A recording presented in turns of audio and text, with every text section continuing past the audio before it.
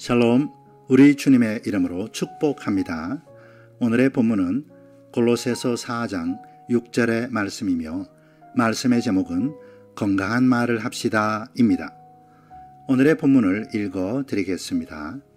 너희 말을 항상 은혜 가운데서 소금으로 맛을 냄과 같이 하라. 그리하면 각 사람에게 마땅히 대답할 것을 알리라. 아멘. 제가 남미 선교사로 10년을 보내면서 느낀 문화적 차이는 참 많이 있습니다. 그 가운데 하나는 우리 한국말과 남미의 말을 보면서 한국말에는 욕이 너무 발달되어 있다는 겁니다. 요즘 한국 영화를 보면 얼마나 욕이 많은지요. 때로는 보기가 민망할 정도입니다. 물론 반만년 역사에 그동안 전쟁과 착취와 억압 등에 한 맺혔던 민족의 정서가 욕을 통해 표출되기도 했지만 제가 있던 파라과이에서 들은 욕은 겨우 2-3개 정도 욕밖에 없습니다. 그 중에 제일 심한 욕은 뭐냐면 바보라는 욕이었습니다. 그러나 사랑하는 성도 여러분, 예수님을 만나면 변화됩니다. 사람이 변하면 세상을 변화시킵니다. 예수님을 만난 사람이 제일 먼저 변화되게 되는 것은 자신의 언어 생활입니다. 말이라는 단어의 뜻이 마알, 마음의 알갱이라고도 합니다. 말이 바뀌면 마음이 바뀌고, 마음이 바뀌면 생각이 바뀌고, 생각이 바뀌면 행동이 바뀌면 습관이 바뀌면 결국 운명을 바꿀 수 있기 때문입니다. 언어는 영혼의 빛깔과 같습니다. 그 사람의 말을 들어보면 그 사람의 마음의 향기를 느낄 수 있습니다. 가끔 길을 걸어갈 때에 스쳐 지나가는 사람들의 향취가 날 때도 있습니다. 또 엘리베이터를 타면 방금 타고 내린 사람의 향취가 남아 있을 때가 있습니다. 어떤 때는 아주 향기롭고 은은한 향수 향기가 날 때도 있습니다. 그런데 오늘 아침에는 엘리베이터 속에 찌든 담배 냄새가 많이 남아 있었습니다. 고린도후서 2장 14, 15절에도 우리는 그리스도를 나타내는 향기다라고 말씀하십니다. 어떤 사람은 몇 시간을 함께 대화해도 마음이 편하고 같이 있고 싶은 사람이 있는 반면에 어떤 사람은 그 사람과 더 이상 대화하기도 싫고 빨리 자리를 벗어나고 싶은 사람이 있습니다. 이스라엘 백성들이 광야 40년의 힘든 여정에서 양식이 없어 굶어 죽었거나 물이 없어 목말라 죽은 사람은 아무도 없었음을 기억합시다. 약속의 땅에 들어가지 못하고 광야에서 생을 마감한 사람들은 모두가 불평과 불만으로 자신의 혀를 잘못 사용해서 죽은 사람들이었습니다. 민수기 14장 28절에도 하나님께서 너희 말이 내 귀에 들린 대로 해주겠다라고 말씀하셨습니다. 그렇습니다. 하나님은 우리가 사용하고 있는 언어, 우리가 평소 가정에서, 직장에서, 교회에서, 세상에서 만들어가는 대화에 관심이 많이 있습니다.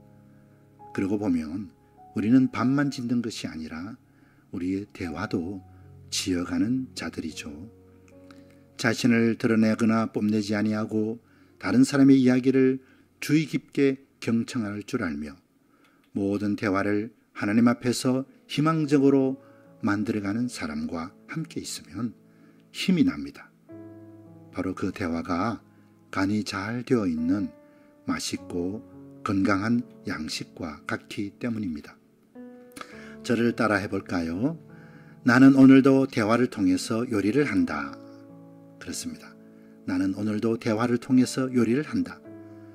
맛있는 요리, 먹고 싶은 요리, 영혼을 건강하게 하는 요리를 만드는 하루가 되게 하옵소서. 아멘. 오늘의 본문의 사도 바울은 골로새 교인들을 향하여 너희 말을 조심하라. 너희 말을 항상 은혜 가운데 소금으로 맛을 내라고 말씀하십니다. 여기에서 너희 말이라는 단어를 NIV 영어 성경에는 conversation, 즉 대화라고 표현합니다.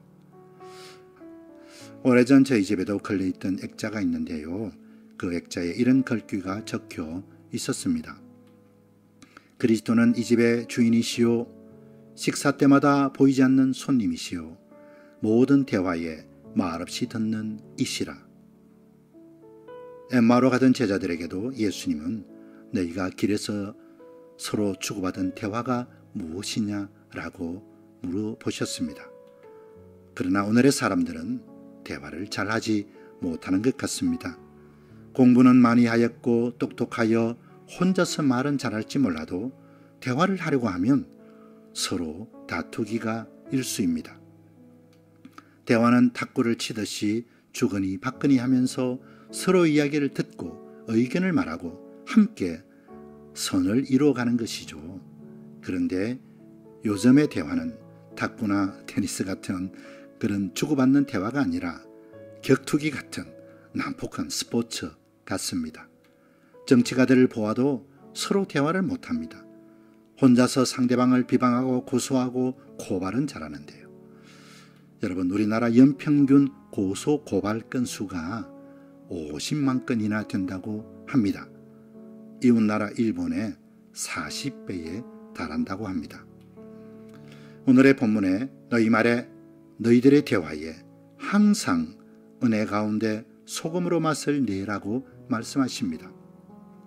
은혜는 값없이 주는 선물이죠. 그런데 오늘 이 은혜의 각주에 보면 감사하는 가운데라고 적혀 있습니다. 그렇습니다. 너희의 대화에 감사 가운데 소금으로 맛을 내게 하라고 말씀하십니다. 여기에서 소금은 오늘 우리가 부르는 소금의 의미와는 사뭇 다릅니다. 지금은 세상에 널려 있는 것이 소금이지만 인류 역사의 대부분 기간 동안 소금은 매우 귀한 존재였습니다. 로마 시대는 병사들의 급여로 소금을 주기도 했습니다.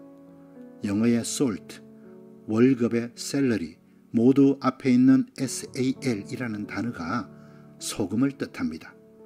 이 살, 스페인어로 소금을 살이라고 합니다.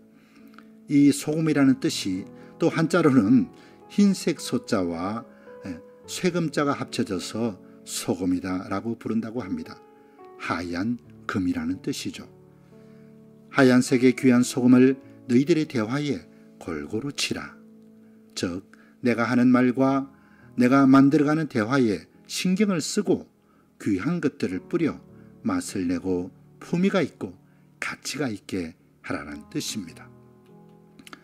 누가복음 12장 12절에는 우리가 어려운 형편에 있을 때는 성령께서 우리에게 할 말을 가르쳐 주실 것이라고 말씀하십니다. 성령으로 거듭난 성도가 성령께서 가르쳐 주시는 대화를 할 수 있다는 거죠. 사랑하는 성도 여러분, 나는 내가 있는 공간에서 만들어가는 대화를 위해 얼마나 가치를 두고 나의 소중한 것을 곁들여 아름답게 꾸미려고 노력을 기울입니까? 유대인들은 식탁에서 말을 할 때 절대 하지 않는 두 가지 내용이 있다고 합니다. 첫째는 정치에 관한 대화이고요. 둘째는 남을 험담하는 것이라고 합니다. 왜일까요? 밥맛이 없으니까요. 대신에 유머나 칭찬, 용기를 주는 말들만을 한다고 합니다.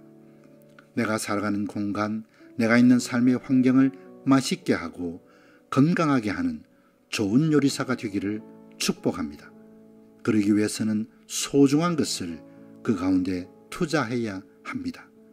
내가 만들어가는 대화로 세상을 살리고 사람을 살리는 우리 모두가 되기를 축복합니다. 특히 우리가 화가 나 있거나 실망하거나 절망하거나 감정적 변화가 있을 때는 더 정신을 차려야 합니다. 기억합시다.